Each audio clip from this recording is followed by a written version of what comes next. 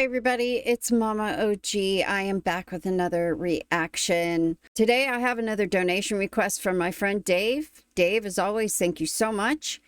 He's asked me to listen to somebody I have never heard of. This is Anna von Hasswolff, and the song is called The Mysterious Vanishing of Electra.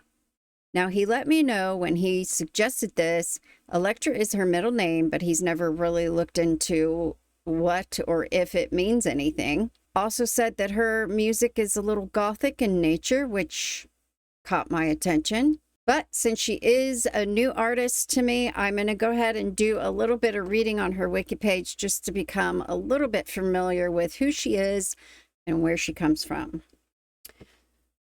Anna Michaela Ebba Electra von Hasswolff. Hasswolff.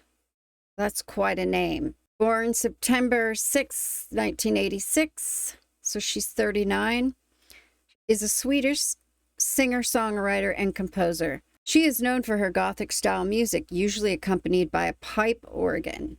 Dave did mention that as well. Von Hasswolff's music has received praise from music critics, though it resulted in protests from Catholic fundamentalist groups. Dave did mention that as well, and made a note that if she is getting protested by religious groups, she must be doing something right. And I couldn't agree more. So when you hear the word fundamentalist in association to religious, you've got to think of an extreme. At least that's what I think of when I see the word fundamentalist paired with a religious group. She was born in Gothenburg, Sweden. Von Hasswolff is the daughter of an avant-garde sound artist, Carl Michael von Hasswolff. She was a student of architecture at Chalmers University of Technology. Von Hasswolff released her single debut, Track of Time, on 5 February 2010, followed by the debut album, Singing from the Grave. I like that title. The album was warmly received by the Swedish press. She played the Way Out West Festival in 2009. In March 2010, she opened for Tindersticks on 3 occasions and toured Brazil with Taken by Trees and Taxi Taxi. Then in 2011, she opened for Lykke Li thrice and also for M. Ward at the Royal Dramatic Theatre in Stockholm. She has played at several big festivals in Sweden, such as Peace and Love, Storsjören, I probably murdered that, sorry, Way Out West, Arvika, and Maid Festival. Hasswolff is noted for her expressive voice and her live performances, and is sometimes compared to Diamanda Galás. Ooh, Diamanda Galás, American musician. Soprano. Okay. Okay, cool. Perhaps somebody else, yet another rabbit hole I need to get into. Okay, I think I've got the gist. I'm just going to do this quick review. 39, art pop, neoclassical, dark wave, ambient pop, ethereal wave, experimental rock, drone. That's a new one. Drone music is a minimalist genre of music that emphasizes the use of sustained sounds, notes, or tone clusters called drones. It is typically characterized by lengthy compositions featuring relatively slight harmonic variations. Lamonte Young, one of 1960s originators. Okay, so it goes on to explain it. Apparently it's been around for a while. So singer-songwriter, musician, and composer. Vocals, pipe organ, piano, synthesizers. 2008 to present. Okay, very good. I'm intrigued. I am finding that I am quite attracted to artists from this part of the world. So, I've got my earbuds in. Let's go ahead and take a listen.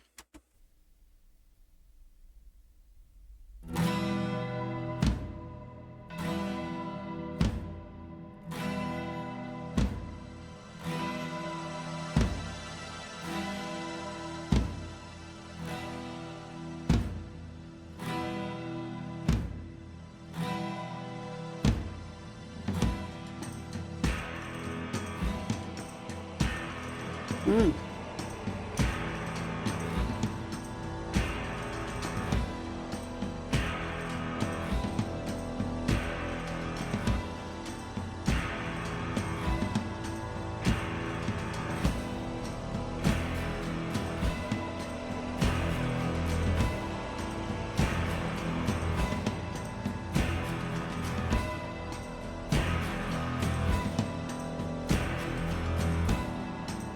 I hear some bells in there.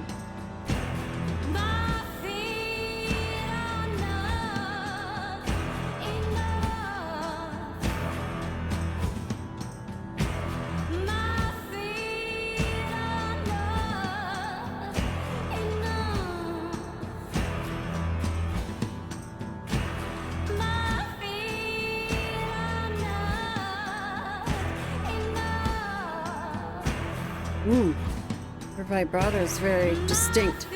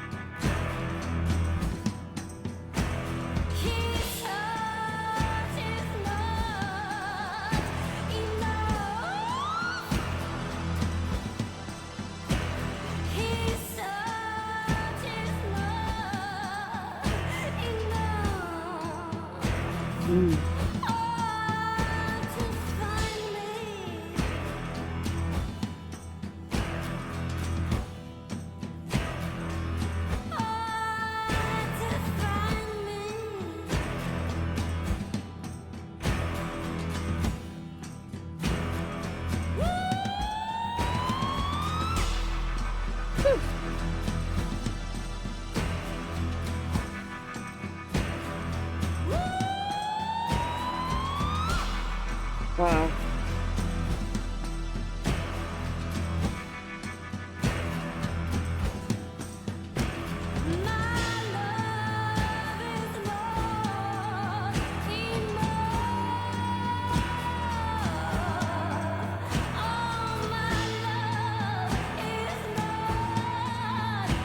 Wow.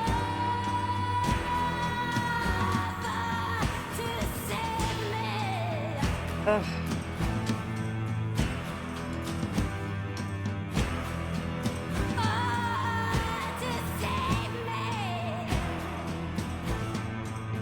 Man.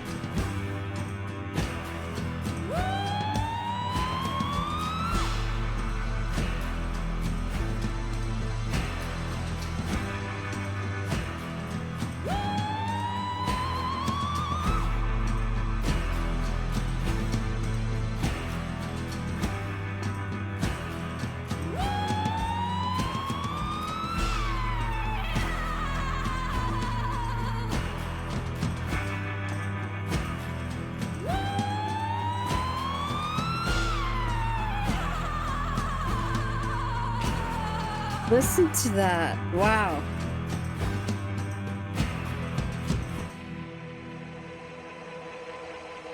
Did she just dig herself up?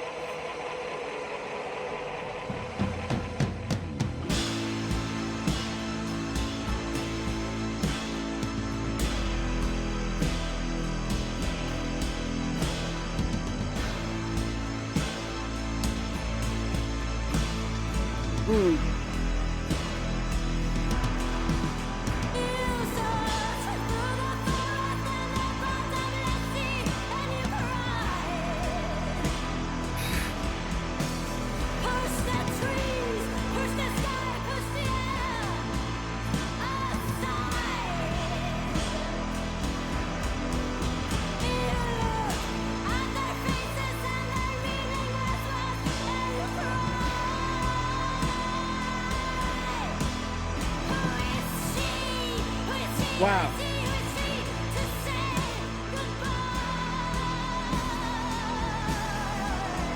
Man. Her vocals are so distinct.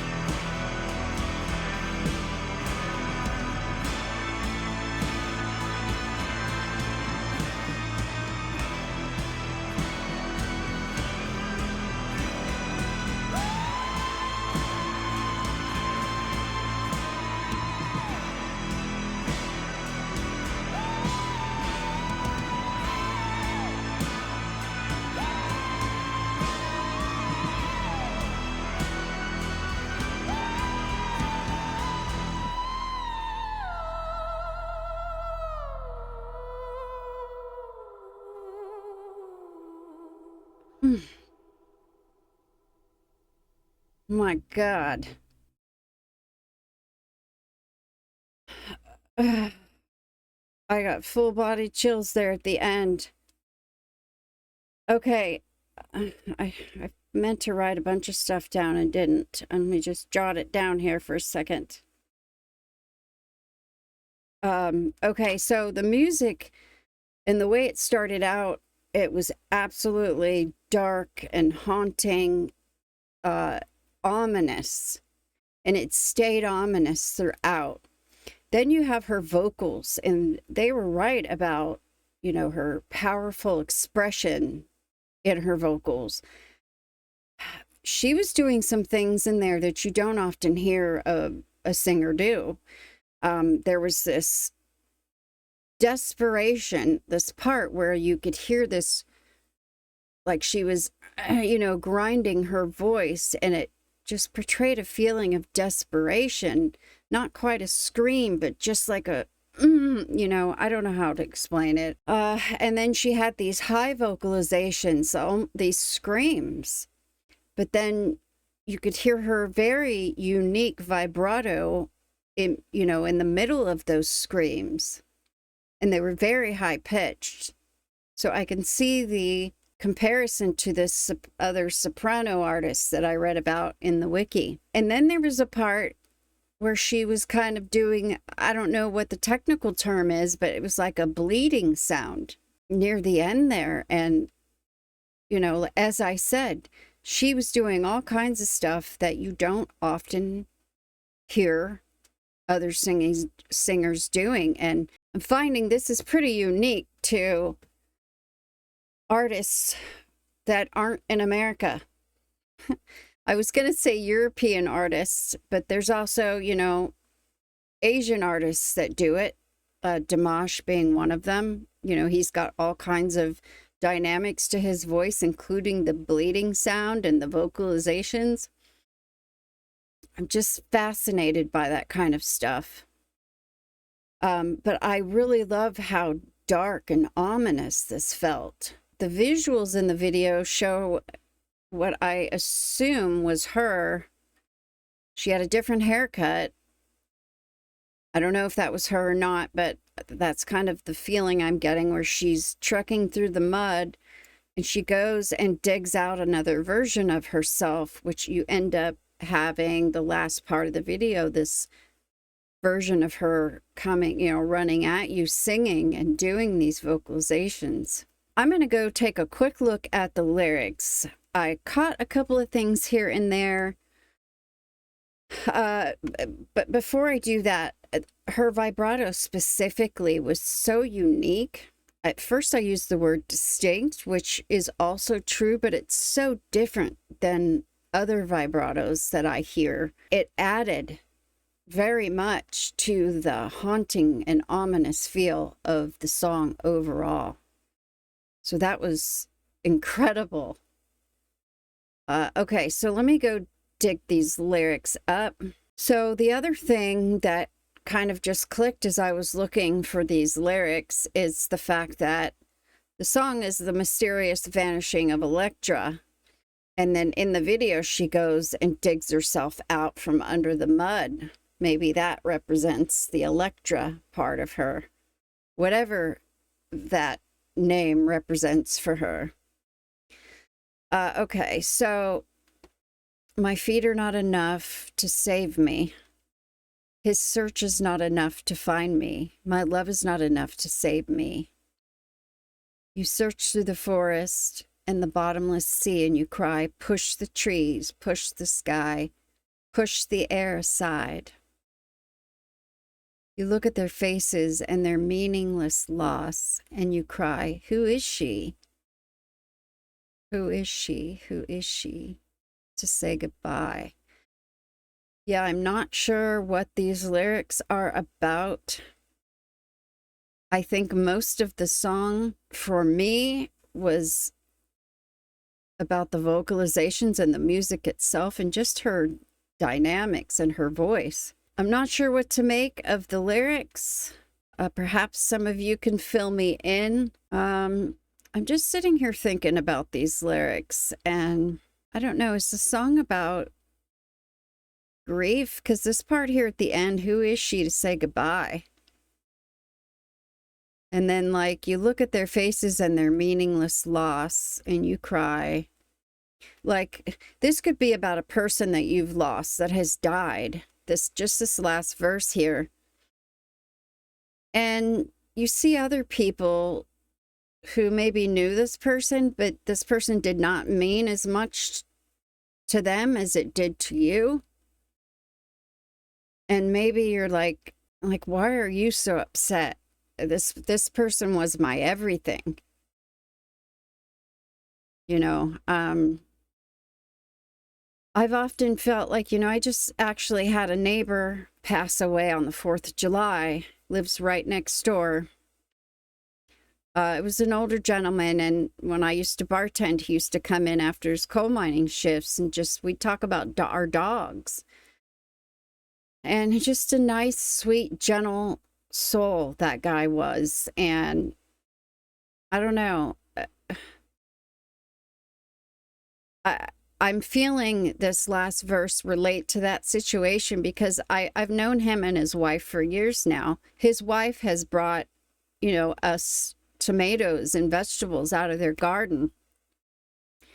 And, and I've been wanting to just kind of take her a little bouquet of flowers and just tell her how sorry I am to hear about his loss. But then I get this feeling like, okay, I didn't talk to him every day. I wasn't that close, certainly not as close as friends and family. I was a neighbor. And for a while, an acquaintance at a bar he used to go have a couple of drinks after a shift. So it almost felt like I would be imposing.